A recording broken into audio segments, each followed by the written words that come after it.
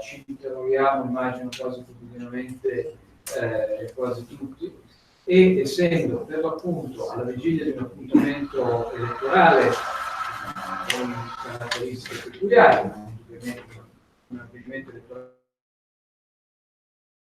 molto importante, in quest'ottica, quale le elezioni europee, abbiamo pensato su utilissimo stimolo di Lorenzo Pregliasco e grazie all'amicizia e al supporto di Nazionale, di organizzare questa discussione. Io non voglio veramente sottrarre tempo a nessuno, sono le 6:30, quindi la cosa ideale è che entriamo immediatamente nella discussione per la presentazione dei nostri ospiti, soprattutto per mettere le carte sul tavolo e definire, diciamo così, il terreno e il campo di gioco. Cede immediatamente la parola a Lorenzo e grazie molto anche per moderare il coordinamento.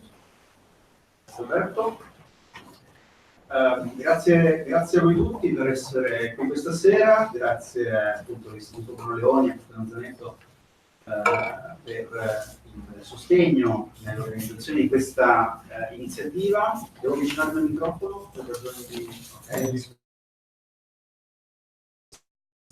registrazione. Il tema, lo sapete, è quello dei populismi, dei nazional-populismi alla vigilia del voto europeo. Questa sera ne ragioneremo insieme con una struttura, diciamo così, dei momenti che vi vado ad anticipare. Come prima cosa avremo un breve intervento, una breve presentazione di Matthew Goodwin, che come sapete è un importante studioso di politica e autore di questo libro qui, si chiama Nazional-populismi, di Revolt Against Liberal Democracy, scritto con Roger Hitwell, che è uscito qualche mese fa. Matthew appunto ha studiato molto il fenomeno della crescita europea e non solo europea dei partiti che oggi definiamo sovranisti o nazionalpopulisti nelle varie forme, e quindi Matthew ci illustrerà rapidamente quali sono le motivazioni della crescita di questi movimenti, che cosa hanno in comune, che cosa differenzia diverse esperienze nazionali, quali risposte cercano di dare all'opinione pubblica che in questa fase, almeno in una parte, ha scelto di sostenere questo tipo di offerta politica. Dopo la presentazione iniziale di Matthew si aprirà un botta e risposta, un confronto con Oscar Giannino, che anche qua tutti conoscete, giornalista, commentatore economico e molto interessato credo a questi temi, no? Il rapporto tra democrazie liberali e democrazie illiberali, come sono state anche teorizzate e definite, e naturalmente ci farebbe piacere contare poi sulle vostre domande, sulle vostre considerazioni per uno scambio conclusivo. Lascio quindi la parola a Matthew Goodwin, che ci darà un po' di contesto su che cosa sono i populismi nazionali, che cosa sono i partiti del populismo nazionale e anche forse come rispondere a questo fenomeno. Matthew, the floor is yours. Thank you very much. Well, thank you for coming along and to listen to a few thoughts and have a discussion about where Europe is at the moment.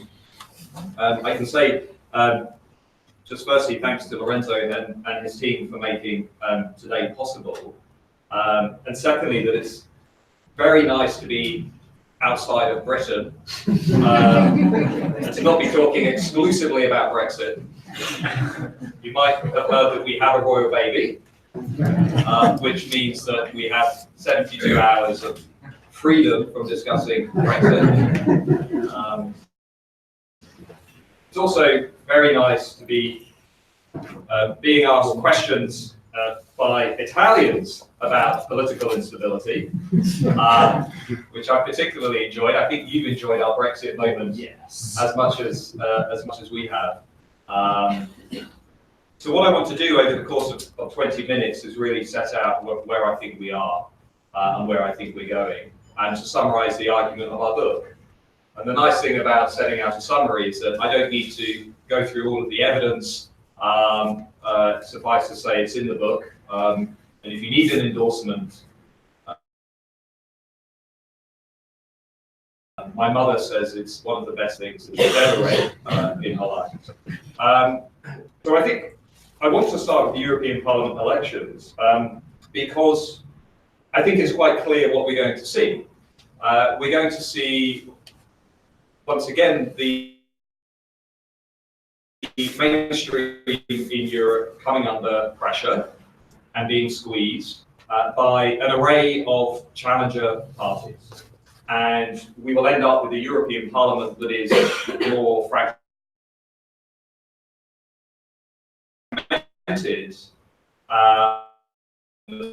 centre right,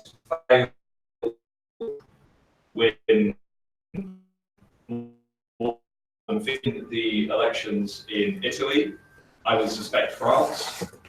I think also now in Britain, where the European Parliament elections will almost certainly be won by the Brexit party. And I think we will see strong results for Vox in Spain, for Sweden Democrats, for Viktor Orban, for Law and Justice in Poland, for the Austrian Freedom Party, for the Forum for Democracy in the Netherlands, and I think also we will likely see some lesser known parties like the Estonian Conservative and People's Party also breaking through. This won't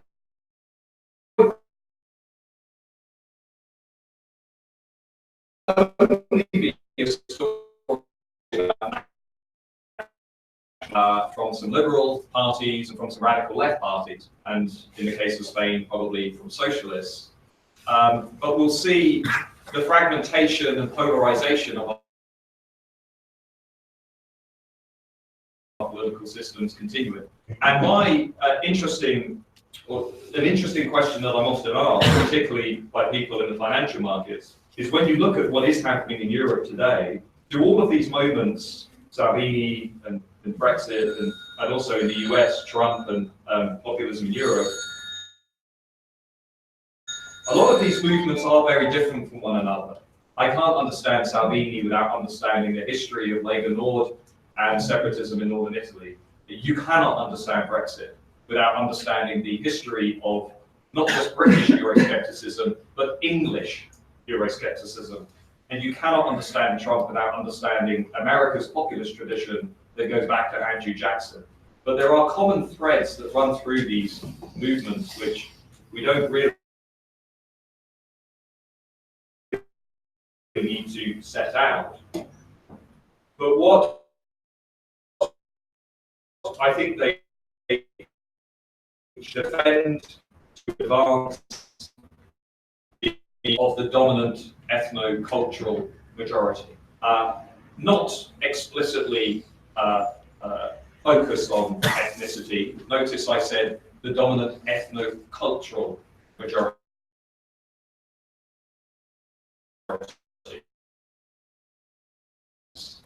of that majority society. And a lot of folks in the city say, well, when you look at the rise of these movements, to what extent do they represent the fact that we are leaving a period of great disruption and change? Or do they instead signal that we are entering into a new period of political realignment? And I think a lot of people ask it that way because it gets into some of the arguments that we are hearing in our mainstream press. If you believe the argument that we are nearing the end of a period of disruption, then you probably agree with the Financial Times and The Economist, which argues that this is all about generational change, that it is about angry old white men who will be replaced by a more ethnically diverse, young, tolerant majority, and that ultimately this is a passing moment in the history of our liberal democracy. I don't find that argument particularly convincing. The other view is that actually what we are seeing is the emergence of a new alignment and an alliance between blue-collar workers, parts of the lower middle class that have been fundamentally hit not only by economic globalization, but by migration and rapid demographic change, and have joined into an alliance with middle-class conservatives who share their values that prioritize the nation-state over supranational institutions, and which want to slow, if not stop, rapid social and demographic change. I find the generational arguments unconvincing because of countries like Italy. I think if you look at who's voting for Salvini, it's not the angry old white man. I think if you look at Brexit, one of the things that we've not heard a lot about over the last 2 years is the fact that 1 in 3 black and minority ethnic voters voted to leave the European Union, as did about 1 in 2 30 to 49-year-olds. We also don't hear much about the middle-class conservatives who voted for Brexit, because everything now must be reduced to the white working class. We don't hear about the diversity that exists within these electorates anymore. Nor do I find the generational argument convincing when you consider the life cycle effect that we have in politics, that most of us as we age will get more conservative in life. The reason that a lot of people in mainstream media like arguments about generational change is because they don't force us to engage with why people are voting for these parties. Politics is reduced to a conveyor belt. It becomes a waiting game. As a columnist at The Guardian said recently, you don't need to respond to the grievances of Leave voters because they will die. It's an interesting observation. It's also a deeply insulting observation, because obligation runs 2 ways. We inherit a social contract from the people that come before us, and we pass on that social contract to the people that come after us. And the tendency to speak in those terms about fellow citizens is precisely why populists are now as successful as they are. And I think in general terms, what we've lost sight of, and certainly this is the argument of our book, which is currently getting us into interesting debates, is that we've lost sight of the fact that many of the people who are voting for national populism have legitimate reasons to be doing so. So we've had a very knee-jerk reaction, which has said this is all about the financial crisis, this is all about Cambridge Analytica, this is all about what happens during one campaign or another campaign. I recently read Hillary Clinton's book, What Happened? And I got to the end, and I realized that she still doesn't know what happened. In the sense that it was completely obsessed with everything that happened on the campaign trail. Should I have gone to Michigan? Should I have gone to Ohio? But actually, if you look at American politics over the last 20 years, one of the remarkable aspects of American politics is the extent to which white Americans have been abandoning the Democrat Party and have been moving over to the Republicans. And the long-term trends really had made Donald Trump the favorite before he even descended down the elevator at Trump Towers. But there was a large section within the American electorate that wanted to talk about what was happening to their country, that wanted to have a national conversation about things that a lot of people on the left are terrible at talking about. National security, borders, identity, and values. The big words that will define our politics over the next 10 years are words that we don't hear very often, like dignity, like recognition, like voice. And when you look at the groups that are voting for national populists, a lot of them have good reasons to feel that they're not being recognized, that they don't have dignity, and that they aren't being given much voice. If you look at our political systems, they are increasingly becoming less representative of workers and people who did not pass through university. Across most legislatures in Europe and North America, legislatures are becoming increasingly dominated by highly affluent, highly educated, but also highly socially liberal elites. And then when we run surveys of politicians and voters, we are seeing these growing gaps in how they think not about the economy, but about identity issues like migration and security and borders.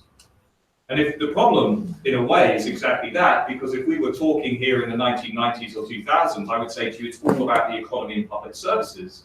But if I look at the data on what voters want to talk about at the European Parliament elections in 2 weeks' time, if you ask people what are the top issues facing the European Union today, in every country except Italy, they say immigration and terrorism. In Italy, they say immigration and unemployment. So the issue agenda for voters today is fundamentally different from what it was in earlier years. And I think left-wing parties have been very, very bad at responding to that. If you look, for example, at the British political system, the percentage of politicians today who have any experience of working class occupation is 3%. The percentage who have only ever worked in politics is 18%. We have a clear divide between voters and politicians that found its expression through the Brexit vote. And what was interesting to me, most interesting about the Brexit moment, was that it was the first time in British political history when a majority of people outside of Parliament asked for something that a majority of people inside Parliament did not want to give. 75% of MPs voted to remain, 52% of voters opted to leave, 60% of working class voters opted to leave, 70% of working class pensioners voted to leave, 75% of voters without any qualifications who left school at 16 and went to work at the factory or as a mechanic or in a local trade voted to leave the European Union. The gaps are profound, and they're reflected in media. Much of our media has become increasingly insular and detached from ordinary public opinion. So for me, we're not going to be able to navigate this moment that we're in unless we start to accept that our political institutions are nowhere near as representative as they should be. There are more women and ethnic minorities going into legislatures than ever before. That should be celebrated.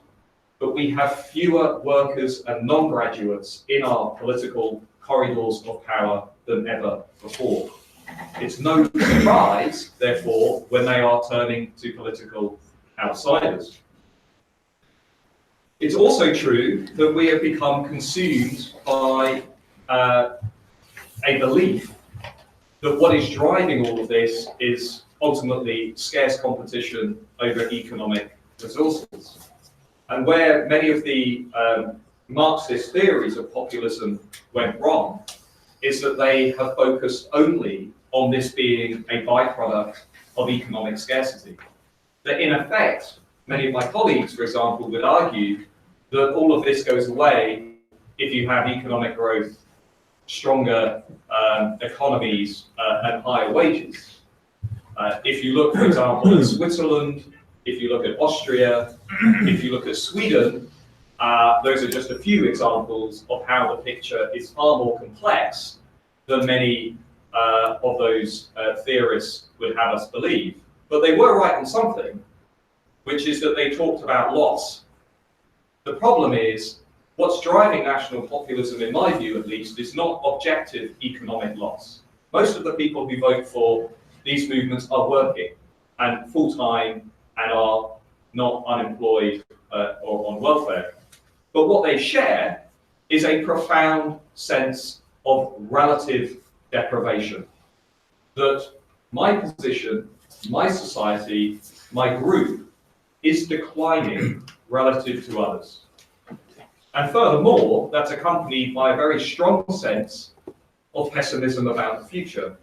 That the future is going to be worse than the present, and that the past was preferable to where we are today.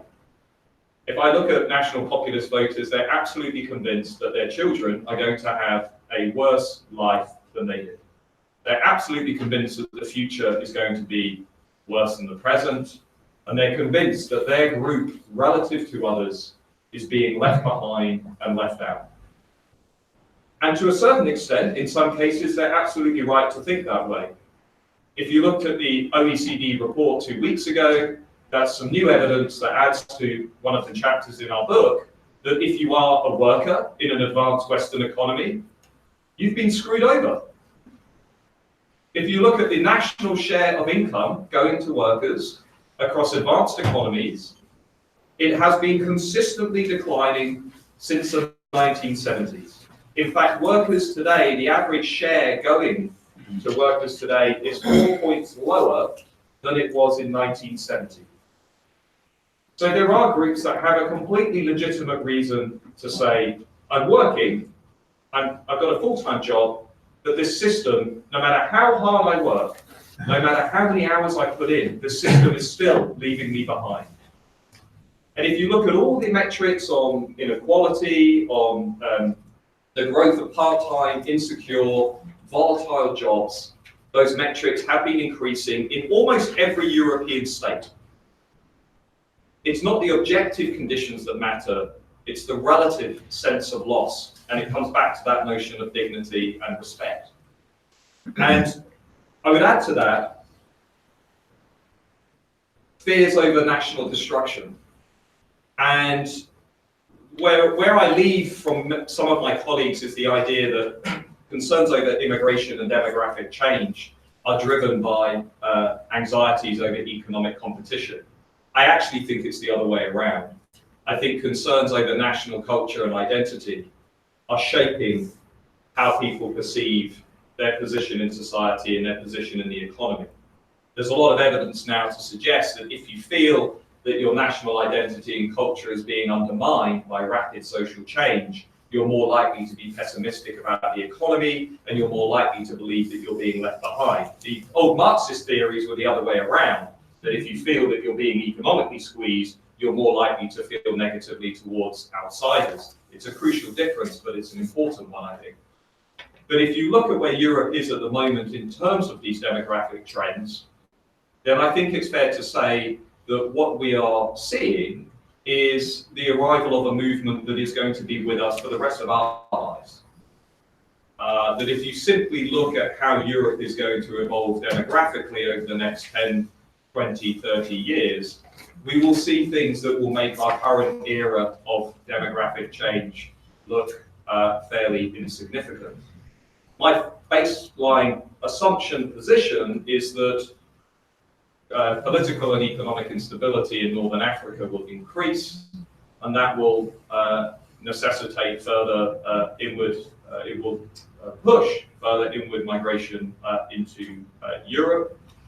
And if you look at the population dynamics of Europe, one of the most fascinating things that we will see is the depopulation of large parts of Central and Eastern Europe.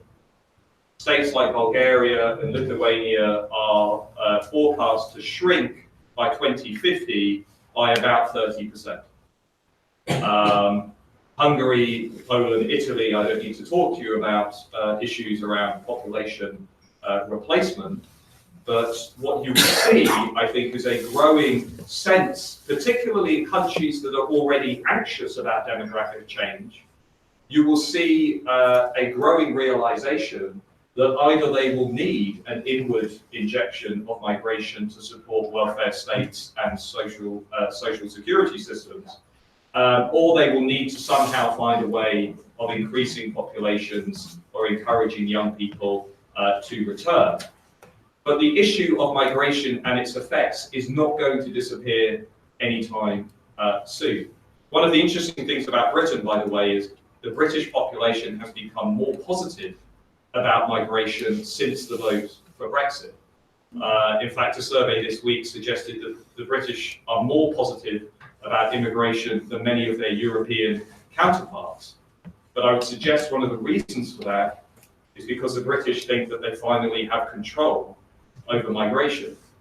The reality, as we know, is actually quite different. That if we have a soft Brexit deal and we have a more liberal migration policy, the fears and anxieties that led to the vote for Brexit to begin with will actually become sharper, not weaker. And lastly, even if you think what I'm talking about with regards to distrust in our political system, in terms of fears over relative deprivation, and in terms of fears over national destruction and ways of life being under threat, the one thing that I think nobody in this room could disagree with is the fact that we are witnessing something quite remarkable in our political systems, which is what political scientists would call de-alignment, but is simply voters abandoning established mainstream parties. And if you look at levels of party identification across Europe and North America, there are just sharp, they're in the book, but there are sharp downward lines across most, if not all, Western democracies, where people are no longer saying, like they did in the 80s or the 70s or the 60s, that I feel strongly aligned to one of the main parties. To me, the story of Five Star is a story that we will see play out across much of Europe over the next 20 years, which is within the space of 10 years, a new party emerges and is then possibly replaced by an even newer party. Because if you want to think about where we're headed, and you can see this in Britain with the Brexit Party, in the space of 3 weeks, the Brexit Party has gone from being founded to averaging 30% in the national opinion polls. Somehow, Britain has brought populism back to life. Brexit was supposed to dilute populism. Now, Nigel Farage is on steroids. Yeah, he's stronger than he ever was because Brexit has been so badly managed that we now have a strong national populist party that could quite easily realign the entire right-wing space in British politics. And I said in the corridor, if you want an interesting example, look up Canada in 1993. Canada in 1993 saw a liberal conservative party completely replaced by a traditional socially conservative party. And if the British Conservative Party does not deliver Brexit, that is in effect what we may see happen in British politics. As of this morning, the British Conservatives are polling 29% of the vote. That is lower than what they got in 1997 when Tony Blair almost destroyed the Conservative Party. They are facing an existential crisis, but that too, the ease at which populists are now breaking through, whether it's the Brexit Party, whether it's Five Star, whether it's Vox in Spain, reflects the way in which our electorates are far more fluid and less loyal to the mainstream than they were in the earlier period. And I think where we're headed, I think in a way is going to be where Eastern Europe is, where you have party systems that don't have a long history of multi-party democracy, that don't have a long history of liberal democracy. And as a consequence, you see new parties coming up and being replaced by newer parties and being replaced by newer parties. So when I saw Five Star emerge, and Five Star I think will probably have difficulties in the years to come, but in a way, France and Spain and Germany with AfD and the Brexit Party, what we're witnessing are these very high, unprecedented rates of volatility because the anchors that used to keep those parties in the political system, the anchors are breaking away. So we don't have the strong party loyalties. You know, in England, people used to say, my father voted Labour, his father voted Labour. They used to say, if you put a red rosette on a donkey, the people would vote for it. I don't need to tell you those days are gone because you can see that in many areas those days are gone, right? And that means inevitably it's going to be much easier for new parties to break through, which will not give Europe the strong and stable and ideologically coherent governments that Europe needs if it's to navigate the broader challenges that it faces. Europe is aging. It's not dynamic enough. As China slows down, the Eurozone will increasingly be squeezed. It has serious divides over the economy between North and South, but it has serious divides over what is Europe between East and West. It's not responding to voters' concerns over borders and security and national identity. And EU institutions, in a classic British view that I'm giving you, are not sufficiently transparent or democratic or accountable to help them navigate what is going to come in the next 10, 20 years. There will inevitably have to be a devolution of power away from the center. public opinion will demand it. And one of the lessons, the ironies of Brexit, learn from us, is your political systems will continue to fragment like our political system is fragmented. In a strange irony, the Brexit moment has made British politics more European because our mainstream parties are losing support as an array of other outsiders come in. So I don't think national populism will dominate every government in every country and completely sort of redefine our politics. I think simply by winning 20, 30% of the vote, what they will do is drag centre-right parties over to their space. And I think the left will increasingly move further to the left and will end up with a much more polarised environment.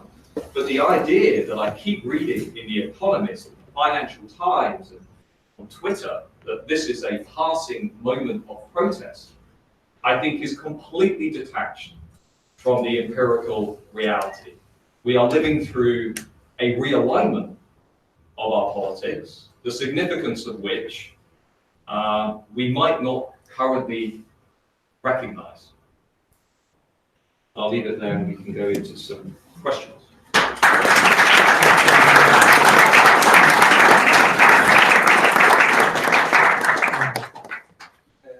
Dopo questo inquadramento che Matthew Goodwin ha tracciato, identificando appunto alcuni temi di fondo della crescita, ascesa, centralità dei movimenti populisti o di destra nazionalista in Europa, volevo coinvolgere Oscar Giannino con una riflessione, partendo da una riflessione che Matthew faceva poco fa e che è uno dei temi fondanti poi anche nel libro, cioè la questione della richiesta di protezione. Richiesta di protezione dalla globalizzazione, si è detto.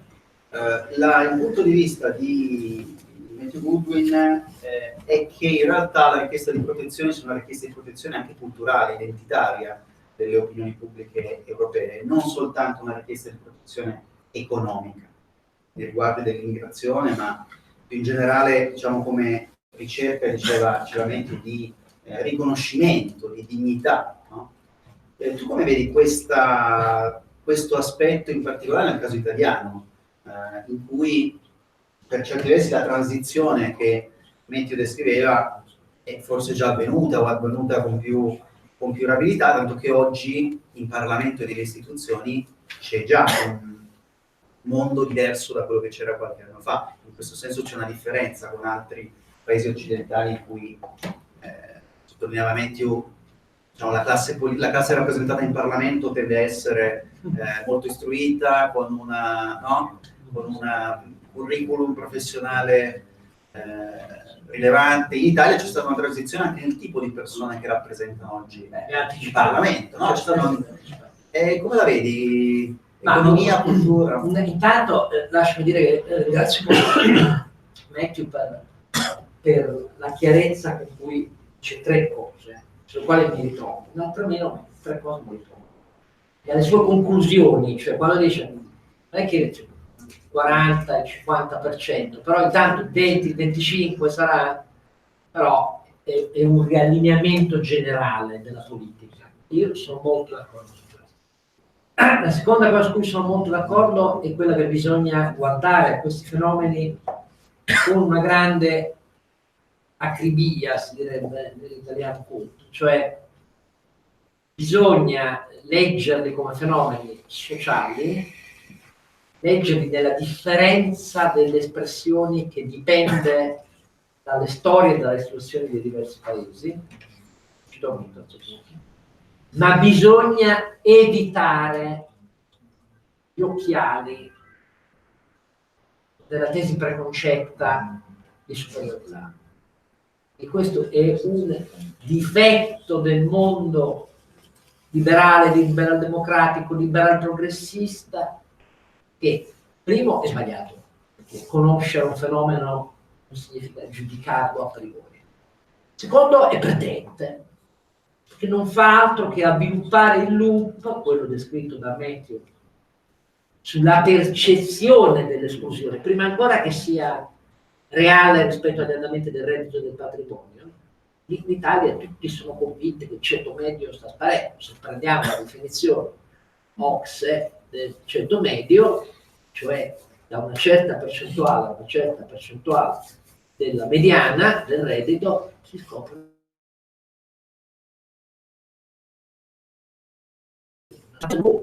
è un grande rinvenimento primo. Secondo, no, terza cosa, il riallineamento dice, prima ancora di che cos'è il populismo, perché su questo un po' di opinione filosofica, è la crisi delle famiglie politiche tradizionali, che un po' diversamente, una diversa storia. Io ho sempre invidiato la loro, continuerò a invidiarla, cioè, no. Non cambiano. Secondo il conflitto mondiale è dominato dalla politica del Parlamento europeo che esiste, cioè popolari, cristiani, socialdemocratici e liberali. Dice dei loro errori, prima ancora di che cosa è nato dopo. Ecco perché arrivo a rispondere poi solo alla fine a quello che mi hai chiesto tu, non è quello di parlare di quello che un po' mi distingue è che in questo grande fenomeno che comunque riallinea tutta la politica europea e la riallinea in tutto il mondo avanzato, poi riallinea anche negli Stati Uniti, seppur con tratti diversi, e la riallinea perché siamo un continente vecchio, debole, a bassa crescita, fuori dalla grande logica di nuovo che vede dal commercio mondiale alla geopolitica, alla geostrategia tornare una questione di grandi potenze continentali. Noi non lo abbiamo saputo fare questo mestiere, paghiamo. Però la storia un po' è diversa. Voglio dire, non è diverso solo il fatto che i populisti che hanno il terzo partito nei sondaggi sono già diventati il secondo, sta qua, come sta qua, ai polacchi, no? Dei Kaczynski. Questo è ovvio perché loro stavano nell'est Europa e c'era la Russia. No, ma è diversa la maniera in cui si torna a cose che noi abbiamo già visto nella nostra storia, non con le caratteristiche dei social, che studiano nel libro che spiega Salvini con Bravo, la sua squadra, non con just in time, però le storie europee sono diverse e tornano a contare questo. Io sono molto convinto di questo, tornano a contare. Due esempi. Io sono pieno di miei coetanei, quindi ormai vecchi, con cui eravamo giovani amici insieme nella nostra federazione internazionale. Io appartenevo all'International Federation of Liberal Radical Youth, quindi c'erano i repubblicani, i liberali, i giovani del mio paese, c'erano i giovani liberali tedeschi, c'era la schiera repubblicana della Catalogna e così via.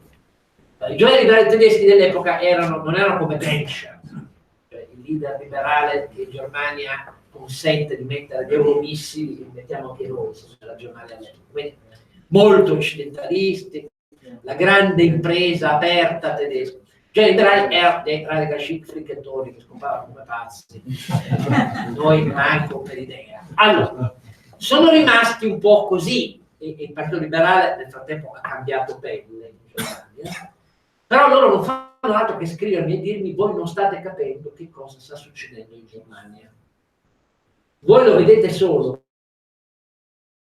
con i voti, ma non è quella la cosa davvero preoccupante.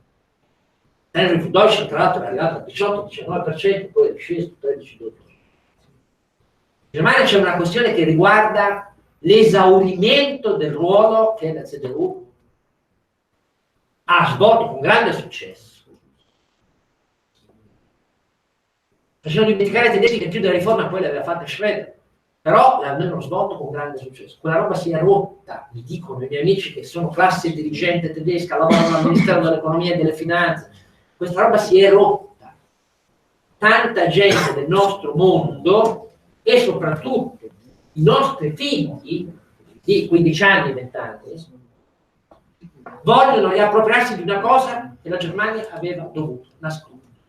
Non è la nostalgia del nazismo, ma è l'idea che la Germania non si definisce con Jürgen Habermas è il patriottismo della Costituzione.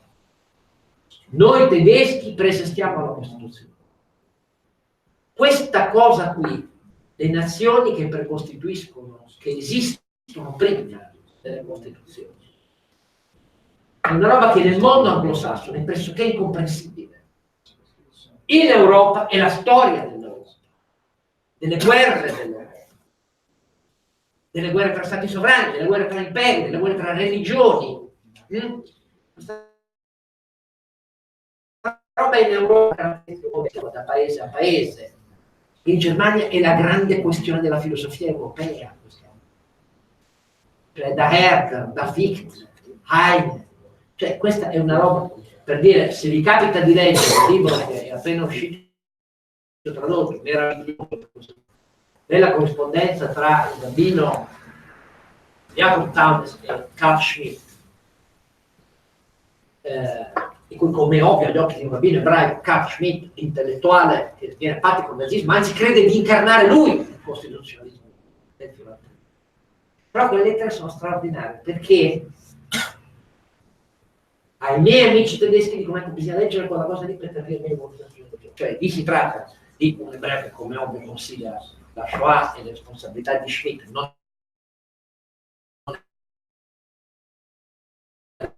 la Shoah ma nel nazismo.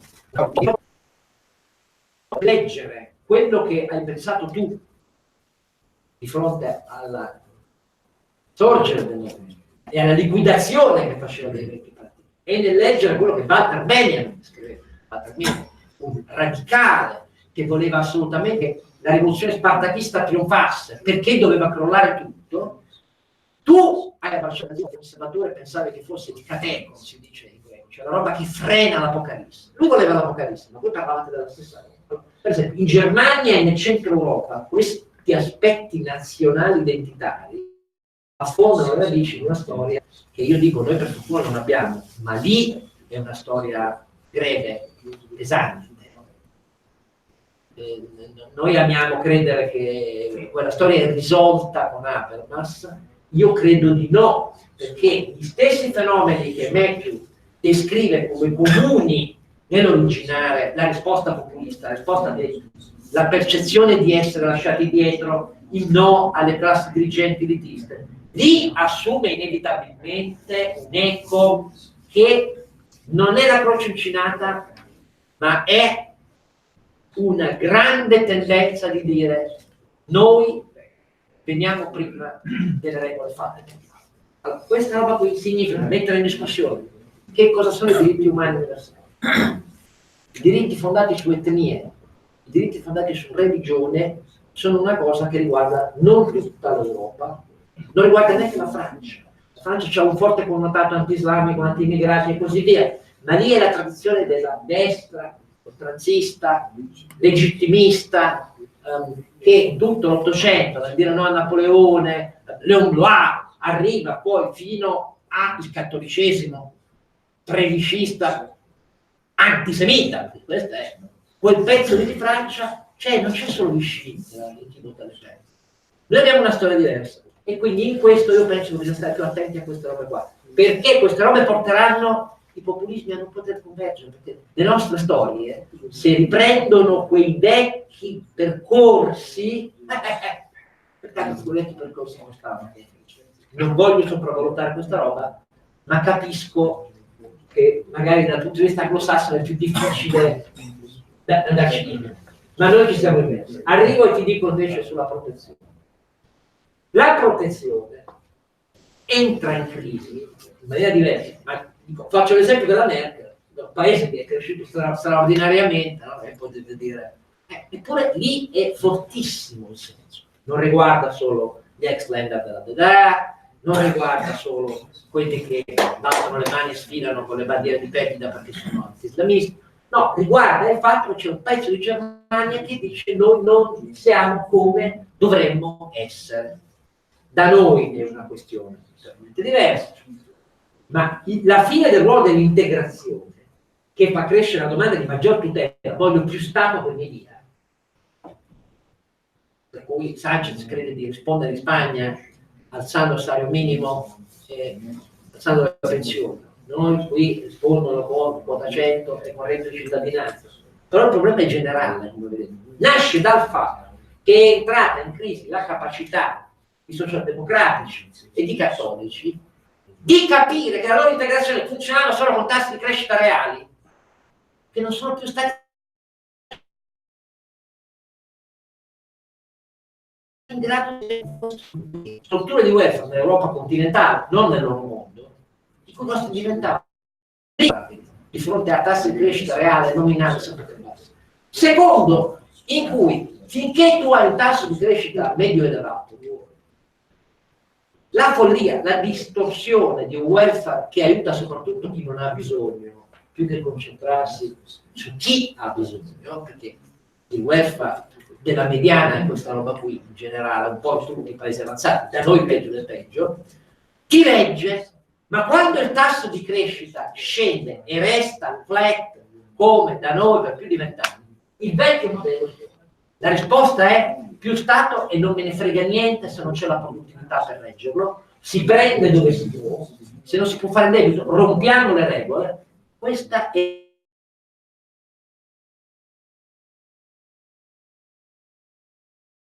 era la strada marciata per prima dai populisti di sinistra, perché questa era la strada che accomunava Syriza con Podemos, cioè la versione mediterranea di occupare lo street non ce l'abbiamo, ma intanto occupiamo. Questo è più o meno questa la versione mediterranea. Loro non ci sono riusciti, ci riesce chi è più immoderato, questo è il punto, perché loro avevano la vecchia idea non di determinare il crollo del Partito Socialista o del PD in Italia o del... Loro pensavano di essere l'ala sinistra della sinistra, che è una vecchia storia internazionale. Gli altri invece arrivano e dicono no, piazza pulita, noi ci pigliamo i loro voti, loro perdono le constituency, il motivo per cui oggi Torres e Lemon, se vai a vedere la fotografia delle costituency non trovate più nessuna rispondenza con le serie storiche, è questa roba qui, perché arriva uno e dice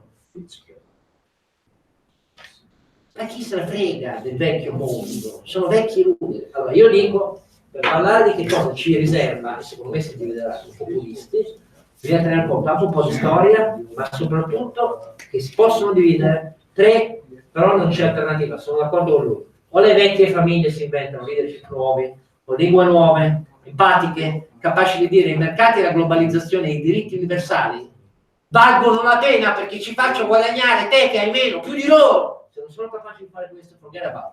La cosa può durare in questo il suo realismo pessimista a me piace. Io non mi sento superiore a chi prende il 30% di più.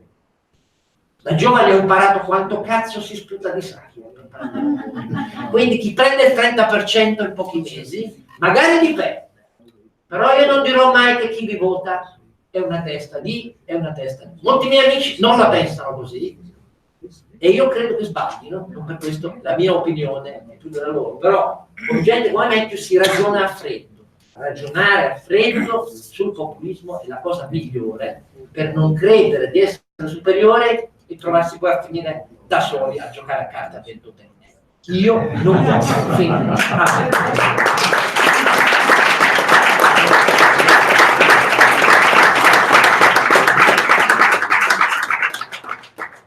Grazie Oscar, volevo portare la nostra discussione, prima di arrivare alle domande del pubblico, sull'orizzonte del 26 maggio delle elezioni europee, perché anche il titolo di questo incontro è Nazional-populismi in vista alla vigilia delle elezioni europee.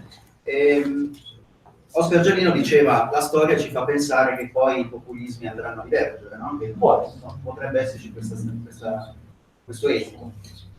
La domanda che faccio a Metti Goodwin è come vede la compattezza, la coordinazione, il coordinamento delle forze populiste o anche euroscettiche in vista del voto del 26 maggio e che impatto avrà questo coordinamento o meno sugli equilibri delle istituzioni europee dopo il voto. No, sappiamo che la chiave sembra essere quella, quanto i vari gruppi euroscettici che stanno a destra del Partito Popolare Europeo sapranno unirsi e parlare con una voce sola. Well, I think I thank you for your comments as well. I was getting translation in my ear. I think they will have an alliance, and I think there will be more coordination at the pan-European level. The Achilles heel